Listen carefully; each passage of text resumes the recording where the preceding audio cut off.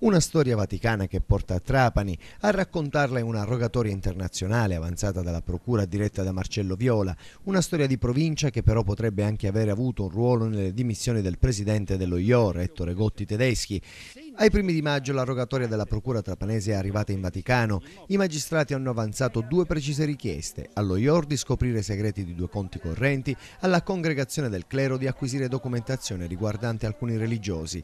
I conti appartengono, gli investigatori ne sono certi, a un giovane prete sospeso dalla congregazione del clero per una serie di illeciti finanziari nel febbraio scorso. L'interrogativo è chi e perché ha autorizzato un semplice prete ad avere in conto in Vaticano, reati che fanno da sfondo uno scontro durissimo che ha coinvolto la Chiesa trapanese ed è culminato 2 settimane fa nella rimozione del vescovo Miccichè. La rogatoria potrebbe appurare se quelle ingenti somme di denaro che secondo l'accusa Treppiedi avrebbe distratto sono finite al riparo della riservatezza dello IOR. E qui le vicende vaticane rischiano di incrociare quelle siciliane.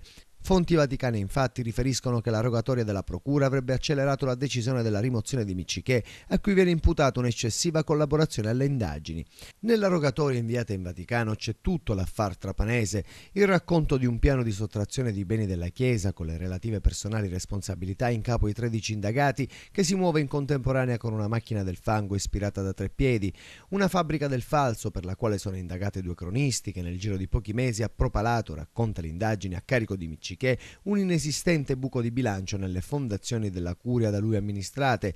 C'è qualcuno in Vaticano che non desidera che quei conti vengano messi a disposizione della magistratura? Un interrogativo legittimo, perché all'individuazione dei conti targati IOR la procura è giunta nel corso di alcune perquisizioni, svolte anche in un edificio di pertinenza di un monastero, un atto di indagine svolto alla presenza del vescovo Miccichè, che per questo è stato severamente redarguito dal Vaticano.